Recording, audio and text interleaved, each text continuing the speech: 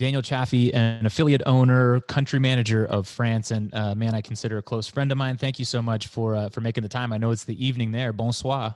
Bonsoir. Merci pour l'invitation. I'll do that in English. Yeah, thanks for the invite, buddy. Thanks. Hey, I had that one. I could translate that, but for our viewers, I appreciate you translating.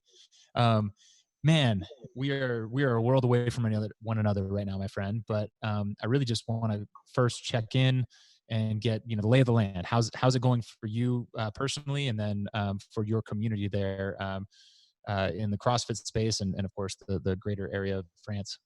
I think like most places in the world, it's complicated. We've been closed now for over 2 weeks. So the president announced that over 2 weeks ago. So the forced closures then.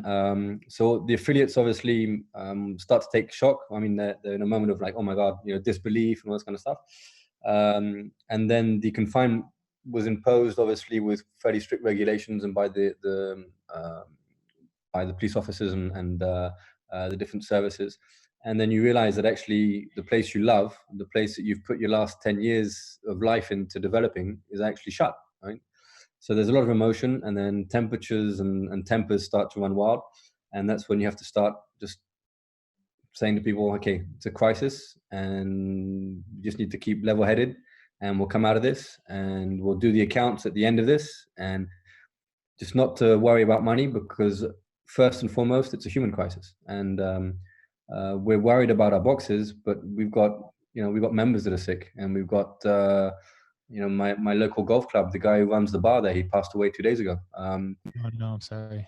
Yeah, so I mean, it's just it's getting closer and closer. And if it's not where you are now, I mean, like when it was out in China, or even when it hit Italy, which is just on the frontier with France, you're like, oh yeah, it's not, yeah, someone will handle that, and then it gets closer and closer until suddenly, like, okay, and then you hear that the hospitals are getting busier and busier, and your friends that are in the medical service are doing double shifts, and they're saying, hey, this is going to be big, and this is going to be bad.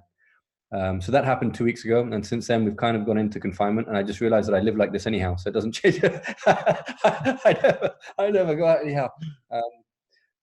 Yeah, I've noticed that actually a lot of people that I've been talking to, and a lot of people that I consider friends, I'm like, wow, you're actually naturally a little bit of an introvert, which is it's like home, drop off the kids at school, and then go to the box, right? So at the moment it's all full on.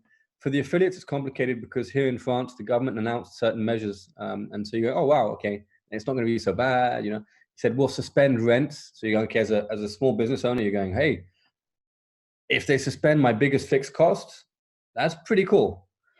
But then what does suspend mean, and how does it work? And then you realize that it's not, they're not imposing on industrial landowners and not to request the rents. They're just saying, don't charge it now, but you'll charge it when we come out of confinement. So all the fixed costs that we normally have to run the gym, we've still got.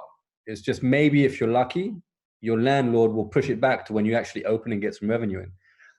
And then he announced that you can put you can put all your employees on unemployment or temporary unemployment. But then once that got worked out, the conditions are, well, actually you have to pay their wages, submit a proposal to the government. If they accept it, they reimburse you. So you've got all your staffing costs and all the charges on that, and the employment charges on that on top. So you're going, okay, well, shit, we have to carry that. Can I say that? Sorry, SH1T. We've got to carry all these costs for the next 4 weeks. And obviously, in your group of members, you got guys that are there going, hey man, don't worry about us. We love what you're doing online. Thanks for, we support you, and thanks for everything you've done to us. And we're in better shape now if we catch this thing, we're in better shape now to make sure we come out the other side. But then you've always got a small minority that, I kind of like my 3 sessions a week, I want my money back, or so you're not putting through the same revenue, and you know what it's like, right? The doors are closed, so your cash registers aren't turning. You're not getting any drop-ins. You're not selling any retail or T-shirts, that kind of stuff.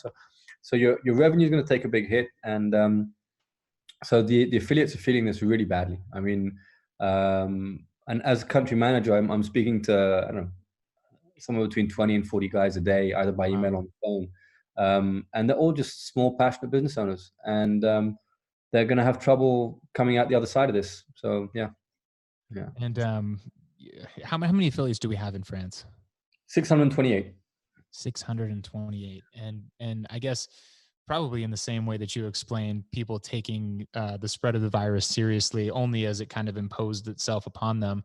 I imagine like, is that how you kind of like found yourself plugging holes with the business as well? Was it at first kind of like, hey guys, we're going to have a couple of restrictions. Hey guys, by the way, oh God, we're shut. Like, how did it all play out for you?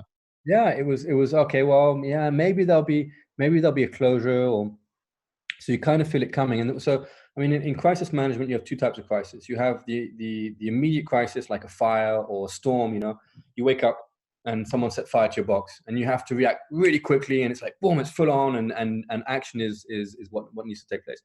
But then you have these progressive crises, which is what this was. And the danger with the progressive crisis is that you actually get used to the situation, and you think, okay, he's announced we're going to close for 4 weeks. Okay, we close 4 weeks. It's like, if you told me 3 months ago we're going to close for 4 weeks, like, no, it's like someone, call Ghostbusters. It's like, bring on the strippers or whatever. I don't know, just call for help. Terrible solution. Yeah, call the Marines. Whatever it is, right?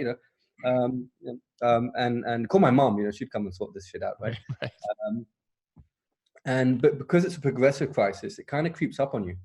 And as you said, right, and the danger with that is that you actually get used to this situation, and it's gnawing at you every day. So the affiliates are now coming to terms with the fact that, hey, we're 2 weeks in, we've got at least another 2 weeks to go. Every day you're speaking to a few members, and most members are fantastic, and they'll support the community and stuff. Some members are going through financial difficulty because also, they've been laid off, or their business is closing, or they're small business owners as well, right? So you're like, hey man, I don't want to be taking your money. Your restaurant's closed. It's like shit. Yeah, for sure. I'll reimburse you, and for sure, we can freeze your membership, whatever. But then that just makes you go a little bit deeper and a little bit deeper and a little bit deeper. So that's a situation we're now is, we're just trying to limit. It's like damage limitation. And then the second thing that I've been encouraging the affiliate owners to do is to so pause, think about what it is you want to do, how you're going to engage your community, and then create work groups within your teams. So you need to keep your teams engaged as well, right? You've got coaches, you may have reception staff, you may have cleaning staff. It depends on, it may just be you may just be a one-man show. But whatever it is, you need to create these work groups and create tools, because it's a very different mode of operating. And we need to keep our teams engaged, and we need to keep them engaging our members. And that's crucial. And that's why, like these events, that United in Movement and the Support Your Local Box, fantastic, because that's what it's going to do, right? They give us an excuse to come together, albeit not physically, but Sure. on a common theme. Yeah. As together as we can possibly be. And have you noticed already? I mean, look, we're early in it. United in Movement was just kind of unveiled a couple of days ago. Is it gaining momentum already? Do you hear people talking about it? Is it getting a little bit of a foothold? Yeah, I mean, obviously, when something comes out of the ground, it's hard. It doesn't have momentum, right? And it's like, the Instagram page came up and it had 0 followers, and then it's got to go from there, right? And you're counting on people to share. But that's where CrossFit has always been really good.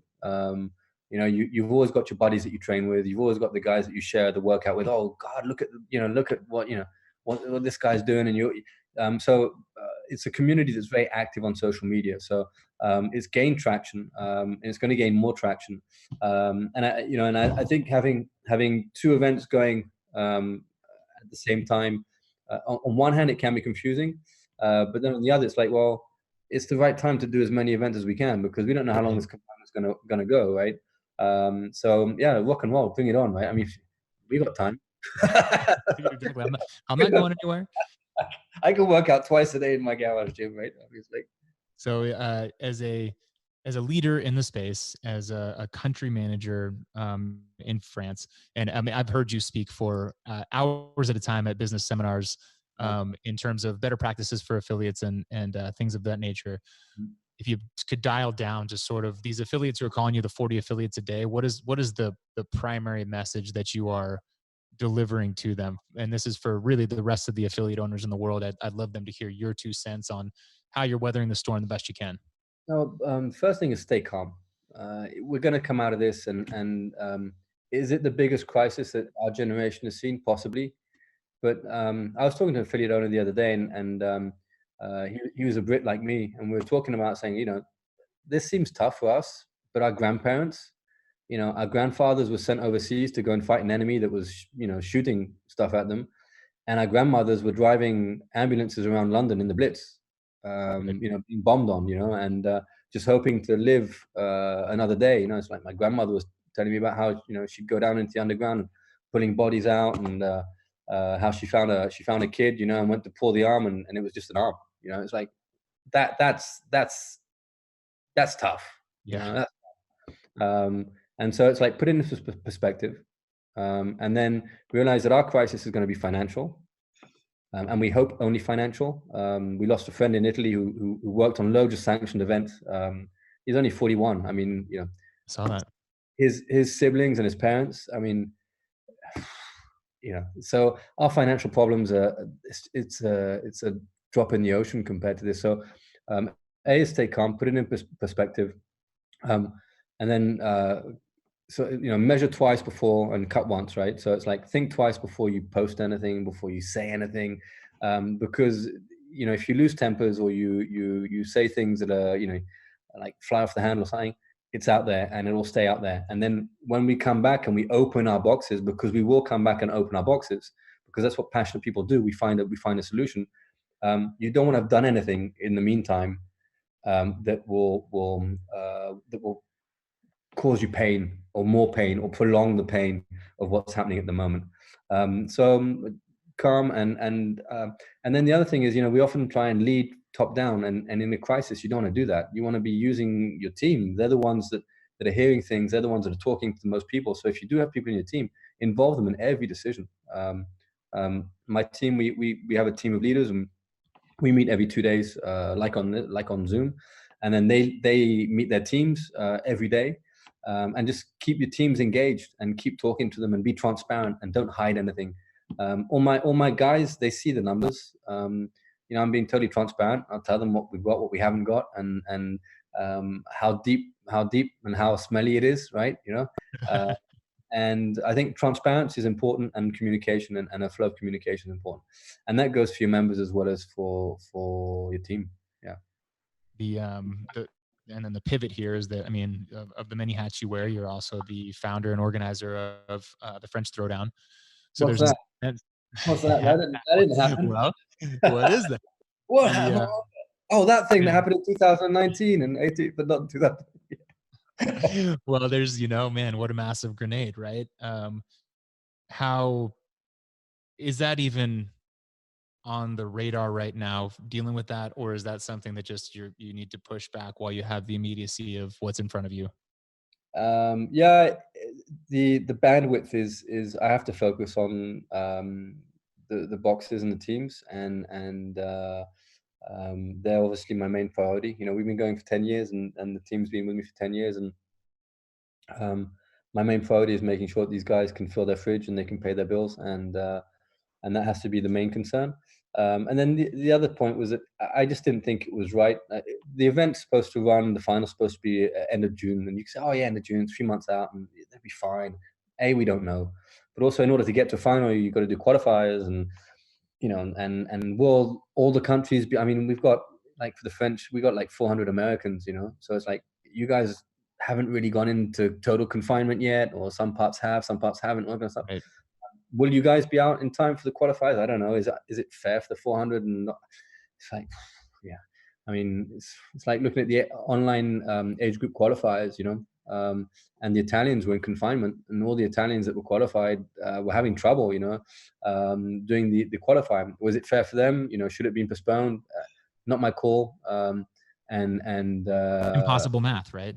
Yeah, and it was a minority of the athletes. But my point on this is, even if everyone's out of confinement, will our focus be on wanting to come together and fly to Paris? I mean, who's going to want to get on a plane after this, right? Who's going to? I just didn't think it was the right thing to do, and also, I mean, the last straw was our Italian friend who was judging for a few years at the French Showdown, and who passed away. I think some of us would have been too emotional to do it right, and if we do it, we want to do it right. And yeah, I mean, the sanctionals that have gone past have been fantastic, and I was lucky enough to go out to. I went out to Pandaland out in China. No, it was not nothing to do with me. Right? I didn't start anything. Uh, but that I'm was on back you. in December. Waterpalooza again. You know, I go out every year, and the events are amazing. And so, as a sanctional director, you don't want to put on something half-heartedly, and you don't want to do it in a rush. And that's what I was feeling. And then the other thing was financially, we already dug a hole for ourselves by canceling now. But if we'd gone ahead with it, and but you're not allowed to have more than, I don't know, 1,000 people. It's like you have no spectators. You know, so do the partners want to be present when you got no spectators? Do the athletes want to come and do a gig where, you know, you got me and my son clapping in the stands? And it's like, if you can't do the event and make it memorable, for spectators, for partners, for athletes, for volunteers, I didn't want to do it. So we pulled the pin on that a few days ago, and it's the first time in 10 years that we haven't done it. So it's like, shit, what are we going to do at that time? It's like June. Normally we have no time in June. Now we've got time in Right. June. So, Right. if we're allowed out, I might go to the beach or something. I don't know. Well, it's a mature and well thought out plan, and your logic certainly adds up as far as I'm concerned, and I know that the community also, like, they appreciate it, and I know that it's late there, and I have taken a bit of your time already, and I love you so much, man. It's actually really good to connect. Even though we're doing it here for the world, I will make sure that I follow up with a personal phone call as well. But we'll be thinking about you, and certainly as we kind of get into this weekend and we start kind of all coming together as one, we'll be sending our love over that way as well. Mate, it's and one of the things about the French Showdown that I'm going to miss is seeing your ugly face. Well, you said who would want to get on a plane after this, and I'm like, I'm dying to come over there. Like, I tell you what, I hope they put out some cheap flights. I'll be flying everywhere. no, But if I can just take 2 seconds to say some thanks please, to please. Matt O'Keefe, who's been the instigator along with Dylan and the guys from Live and Loud, on this, bringing all the United guys together. It's fantastic. And then the other thing is, to my colleagues over at HQ who are handling just a ton of emails and phone calls from kind of like worried affiliates. They're doing an amazing job, and just hats off to them, and especially the girls at affiliate support. So Chaffey Glassman and her team, uh, breathtaking what they're doing, and they're dealing with each affiliate one at a time in different languages. And I mean, I only deal with the French-speaking ones, but they, you know, you got Brazilians, and they're doing it with a smile. So girls, if you're there, thank you for everything. You're wonderful. You are what we call in English the dog's bollocks, which means fantastically useful and wonderful. Okay, so am I allowed to say That's the strangest compliment I've ever heard. that? Well, it's a big one. Rory, thanks for your time, mate. Take And care. was my friend, and yeah, no, I'll echo your sentiments. I know those individuals as well, and they're literally tireless in all of their efforts. Um, but yeah, much love to you, my friend, and I will be checking in with you soon. Thank you so much for your time. My man hugs. My man hugs. Take it easy. Cheers, buddy. Okay, Bye. If I can get off this. well, hold on. It's I don't know. okay.